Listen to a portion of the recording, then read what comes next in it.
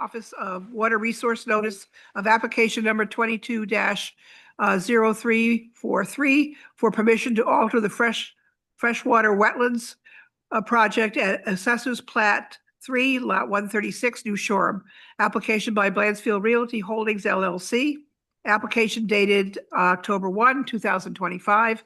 The notice period is 45 days to offer comments to the Department of Environmental Management. The notice period ends November 17th at 4 p.m. Okay. We had them at the meeting we had last week. We did remind everybody that we would not be taking comments from the audience. And I will just remind you of that. This is for a discussion amongst the board members so that we can come up with a recommendation for the town council. Okay. Any questions before I start? Okay. We have several options that have been presented to us, which we can take a look at this afternoon. One is the deeded right-of-way that will be coming in from Mansion Beach over lot 138. Another is several different possible right-of-ways that would come in over lots 135 or 134 or 133. And decide whether or not we want to pursue those. Do I have questions from the audience, from the board? What we want to start? Sure. Mary, go ahead. Do I have questions to start? Is that what you're saying? I'm sorry? Do I have questions to start? Is that what you're saying? Sure. You've got questions or you have comments with whatever, however we want to do it. This is for a discussion amongst the four of us to come up with a recommendation. Yeah, I do have some questions. We have Peter on and Jen, so we will work from there. Thank you. Is 133, 136, and 127, are those both owned by the town? Peter, do you know? Or Jen, do you know? So there's the beach parking. I don't know. They were referred to in some of the notes, which I'm grateful to have the notes. They really helped unpack the challenges and opportunities, if you will. I think maybe you mentioned them, Peter, 136 and 127. So you're asking about 126 and 127, or 136, Jen, and 127? Are they both owned by the town? Okay, thanks. Okay.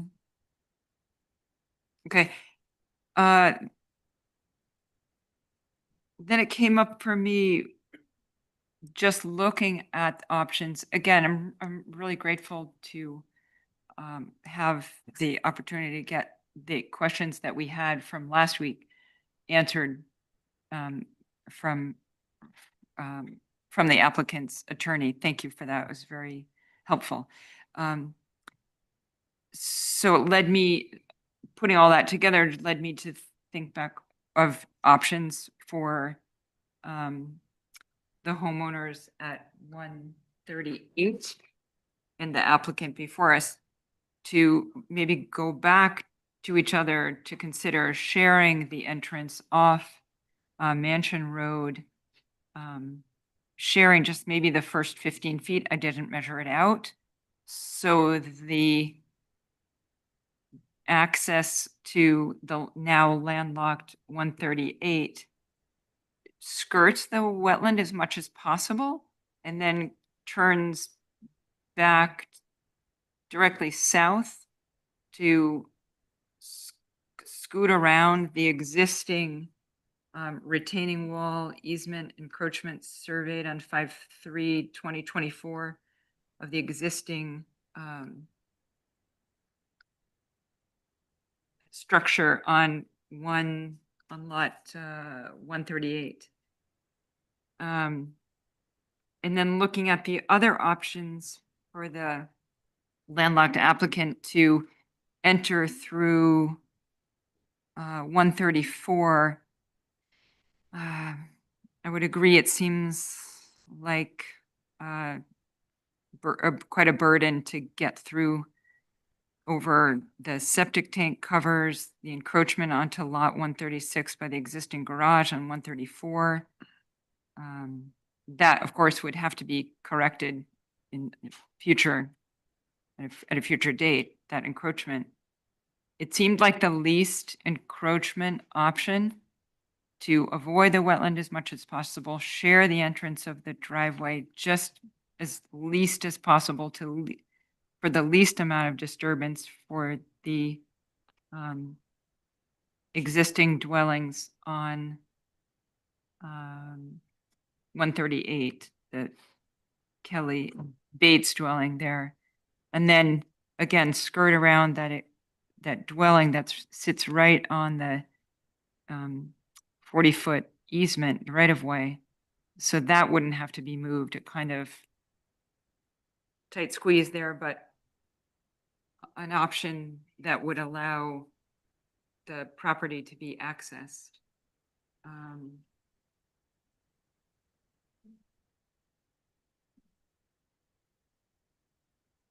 I appreciated the work, the writing from Adler Pollock to note the minimum disturbance to the wetlands and versus the loss of open space on 134 and the issue with moving the septic on 134 in the limited area for the fire department to access the applicant's property through 134. It seemed very tight. And again, appreciate the lengthy letter and detailed answer our questions from Adler and Pollock about the abutters that said no. The Nixon property, I think that was 139. And the Vandersleesen property was that 131. It was nice to have those questions answered.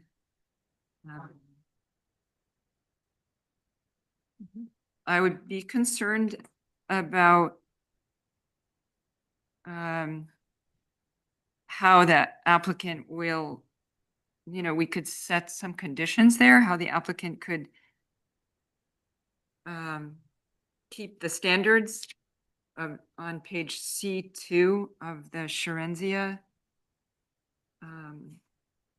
existing conditions plan and keep to the standards that they set forth on the site plan from Sherenzia with the rain garden and the crushed stone driveway and the culvert.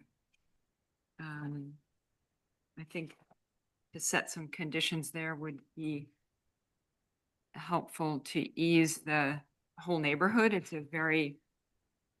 getting to be sort of a dense neighborhood. So that would be important to me. To be clear, those standards are kept. I don't see that it's a flood risk in that area. If there was a discussion between the applicant and the existing neighbors to do the least amount of harm to the wetlands. Those are the only things on my mind, Margie. Okay, I think that's a good list. Chris? I didn't have any questions last time, so I'll reiterate, I was in favor of it as presented. It is a deeded right of way, and the last meeting, we went through options, one being sharing portion of the driveway, which we were told absolutely not. That would have allowed the applicant to skirt the wetlands even further than they are now. Like they're trying to do their best to keep on the edge of the wetlands, which historically was farmland, keep in mind. That was a no.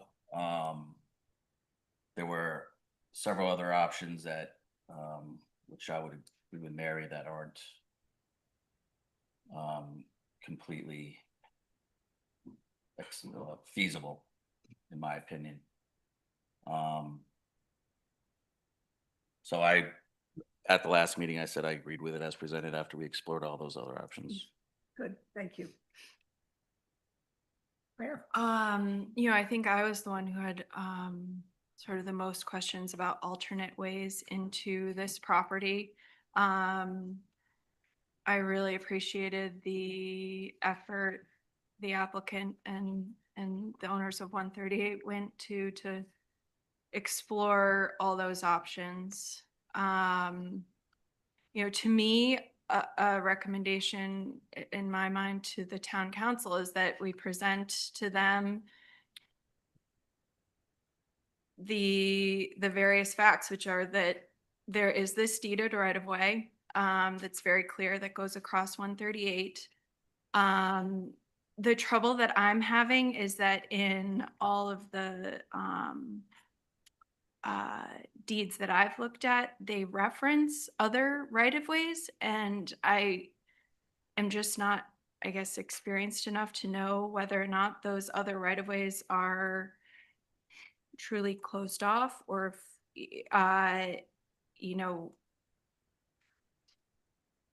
the sort of placement of the buildings.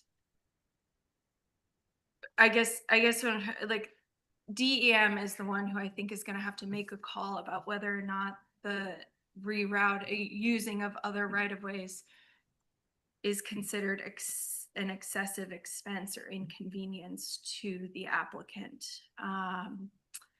Because I do think that it's from my point of view, they do still exist, but I hear what the applicant is saying with regard to the fact that using those right of ways would present an inconvenience and expense to them.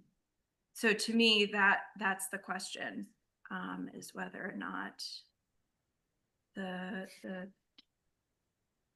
preservation, the encroachment on the wetland outweighs the expense and inconvenience to the applicant to develop other right-of-ways to the property.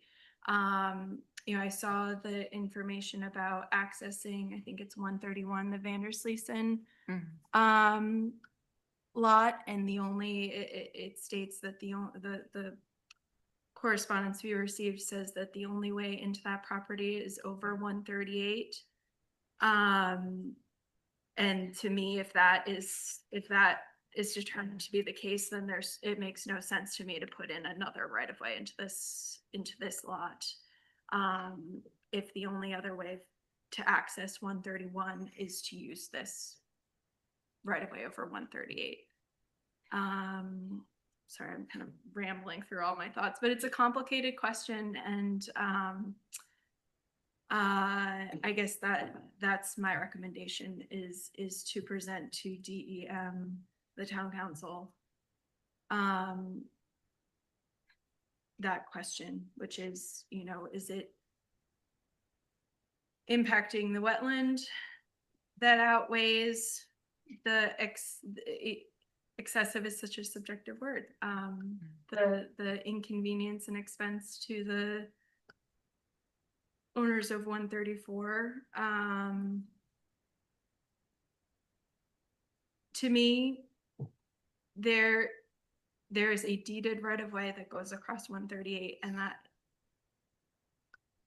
there are ways to make that one work to satisfy my concerns. So I guess if we're looking to recommend to them something, I think that the benefit of having affordable, attainable housing on this lot, using what is their deeded right,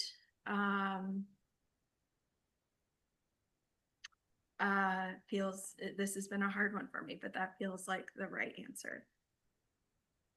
Good, thank you.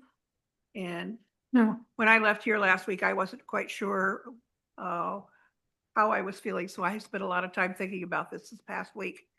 And I've come to the conclusion that I could support the right of way, the deeded right of way over 138, because the inconvenience to that far outweighs the inconveniences that you would have if they brought it in from past 138 135, 134, and 133.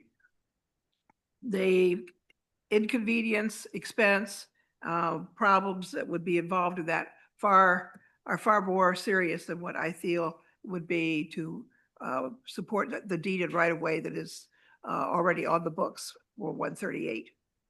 So I would support sending to town council a favorable recommendation on the condition that the year-round attainable housing be created. Because I think that's an extremely important component that we've been pushing by the planning board over the last several years is housing. So that's my thoughts. I know, you can see. Mary, lot 127 is owned by the town, 136 is owned by Blandsfield, and the system's down, so we're struggling to. If you had another lot, I can't look it up. Yeah, I thought it was me. I was like, what's going on? And then I asking my Thank you. office. I have a question if anyone knows the answer in the room there. I can't quite see everyone who's there. Why isn't the owner of lot 131 an applicant? I asked that question as well, but it's not our. Yes, Joe will ask, since we are requesting, we will let you make a comment. We are not an applicant because none of. Make sure the green light's on, please. I'm Joseph Priestley, representing the Vandersleesens who own lot 131. We are not an applicant because none of the project goes over our property. We do benefit from it ultimately because we have the right of way to pass across it, but none of it goes across our property. I guess related to that, there's no development proposal from the Vandersleesens at the moment. Do you have a development proposal? We have no development proposal. We have no plans for development. We own the lot. We want to maintain access to it, but they've owned the lot for a very long time, and they have no plans, no foreseeable plans to develop it. Although someday somebody will. Thank you.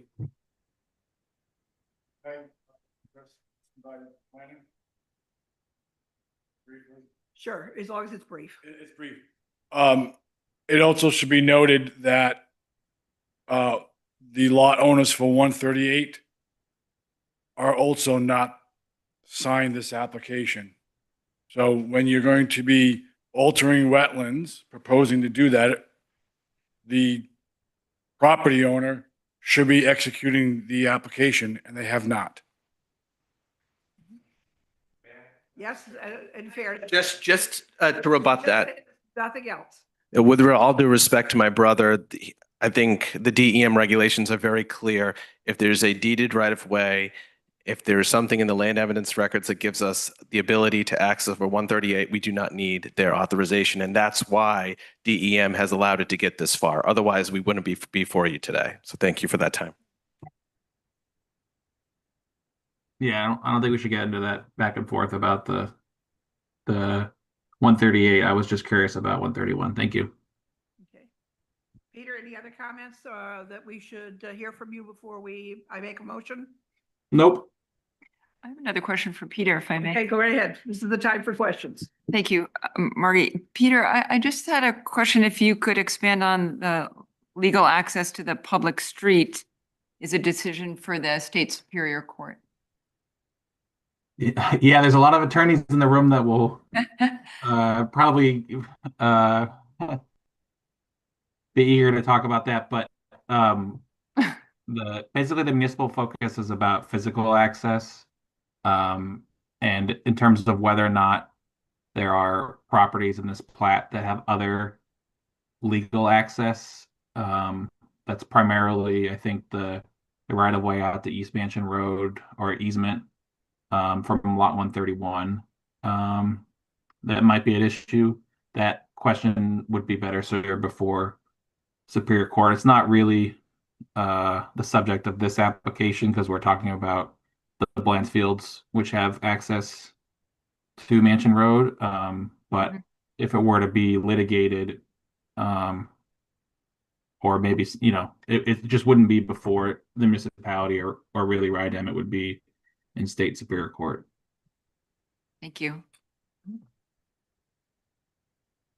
Okay, any other questions? All right, then I will make a motion that we send a positive recommendation to the town council and on the condition that year-round attainable housing be created, along with several other things that you all have mentioned. One would be encourage the sharing of the right-of-way of 138 so that both families could use it. Second, we would keep the conditions that are listed for maintaining the right-of-way, such as the runoff, cleaning the culverts, et cetera. We certainly would encourage the families to work together, and our concern of the other possible rights of way is that they create too many disturbances because of the small size of the lots, the septic systems, water pipes, et cetera. That creates more problems than it solves.